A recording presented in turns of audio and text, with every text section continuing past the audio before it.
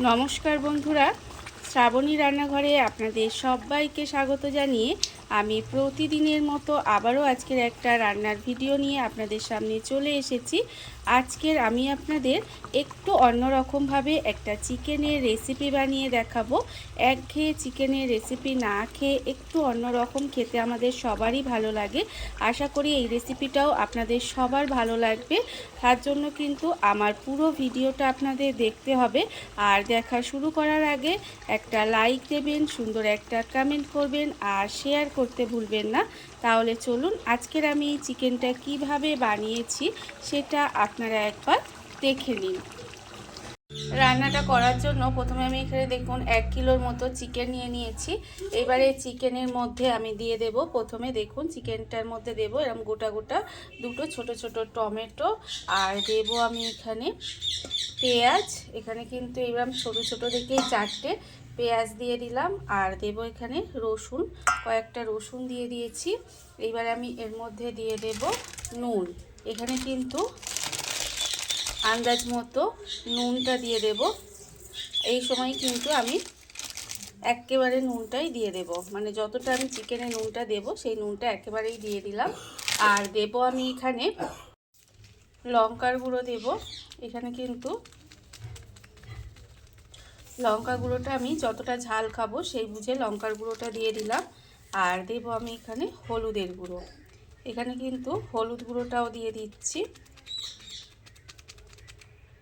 এবারে আমি এর মধ্যে দিয়ে দেব সর্ষের তেল। এখানে কিন্তু অল্প করে একটু সর্ষের তেলও দিয়ে দিলাম। দিয়ে এবার এটাকে হাত দিয়ে খুব ভালোভাবে মেখে নেব। এটা কিন্তু হাত দিয়ে প্রথমে খুব ভালোভাবে মেখে নিতে হবে। আর আমি প্রতিদিনের মতো আপনাদের একটা কথাই বলবো যে প্লিজ আমার ভিডিওটা আপনারা টেনে টেনে দেখবেন না, পুরো ভিডিওটা দেখুন, আশা করি আপনাদের ভালো লাগবে। দেখুন এইভাবে কিন্তু হাত দিয়ে প্রথমে মাংসটার মধ্যে ভালোভাবে যে মশলাগুলো দিয়েছি সেই মশলাটা কিন্তু মাখিয়ে নিতে হবে। খুব ভালো করে কিন্তু এই মশলাটা মাখিয়ে নেব। এইভাবে আপনারা একদিন হলেও চিকেনটা রান্না করে দেখবেন, খেতে কিন্তু ভীষণই ভালো হয়। দেখুন এইভাবে আমি কিন্তু মশলাটা হাত দিয়ে একদম সুন্দর করে এভাবে একটু মাখিয়ে নিচ্ছি। চিকেনটা আমি এখানে মাখিয়ে আধ ঘন্টা মতো এইভাবে রেখে দিয়েছিলাম। আর এটা কিন্তু প্রায় 1 থেকে 1.5 ঘন্টা যদি রেখে দিতে পারেন তো খুব ভালো কথা। আমি এখানে আধ ঘন্টা মতো রেখে দিয়েছিলাম, আমার এটা হয়ে গেছে। আর অন্যদিকে দেখুন এখানে আমি গ্যাসটা অন করে কড়া বসিয়ে দিয়েছি। এবার আমি কড়ার মধ্যে দিয়ে দিচ্ছি সর্ষের তেল। এখানে কিন্তু রান্না অবশ্যই করে আমি সর্ষের তেলে করব, তার জন্য এখানে সর্ষের তেল দিয়ে দিলাম বেশ কিছুটা। দিয়ে তেলটা প্রথমে একটু গরম হতে দেব। তেল কিন্তু এখানে খুব ভালোভাবে প্রথমে গরম করে নিতে হবে। তেলটা আমার এখানে খুব ভালোভাবে গরম হয়ে গেছে। তেল কিন্তু আমি এখানে ভালো করে গরম করে নিয়েছি। এইবারে আমি এর মধ্যে দিয়ে দেব পেঁয়াজ। এখানে কিন্তু আমি বেশ কয়েকটা পেঁয়াজ এর মধ্যে দিয়ে দিচ্ছি। এখানে ধরুন আমি বড় সাইজের প্রায় 3টে পেঁয়াজ এখানে কুচি করে রেখেছি, সেই পেঁয়াজটা দিয়ে দিলাম। আর এর মধ্যে কিন্তু 4টে ছোট পেঁয়াজ আমি গোটা গোটা দিয়েছি, আপনারা তো দেখতেই পেয়েছেন। এবারে পেঁয়াজটা এখানে আমি প্রথমে লাল করে ভেজে নেব। আর পেঁয়াজটা এখানে যতক্ষণ লাল করে ভেজে নিচ্ছি ততক্ষণ দেখুন অন্যদিকে আমি একটা মশলা রেডি করব। তার জন্য নিয়েছি মিক্সি জার। মিক্সি জারের মধ্যে দিয়ে দেব প্রথমে রসুন।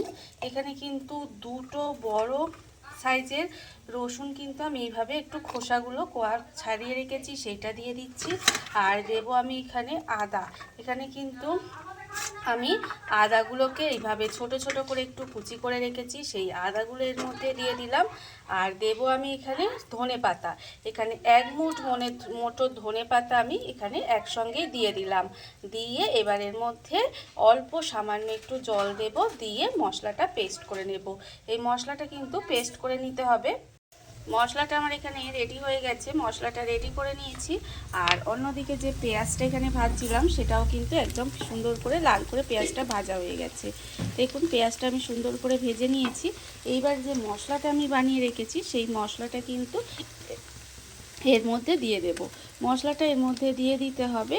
দিয়ে এবার মশলাটাকে খুব ভালোভাবে কষিয়ে নেব। পুরো মশলাটা আমি এর মধ্যে দিয়ে দিলাম, দিয়ে এবার মশলাটাকে একটু সময় এটার সঙ্গে কষিয়ে নিতে হবে। ভীষণই সহজ রান্না, ঘরোয়া রান্না। একই রকম চিকেনের রেসিপি না খেয়ে একটু অন্যরকমভাবে যদি আপনারা বানিয়ে দেখেন, খেতে কিন্তু ভীষণই সুন্দর হয়।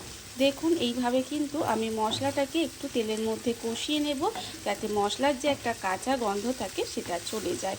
এইভাবে কিন্তু মশলাটাকে একটু সময় কষিয়ে নিতে হবে।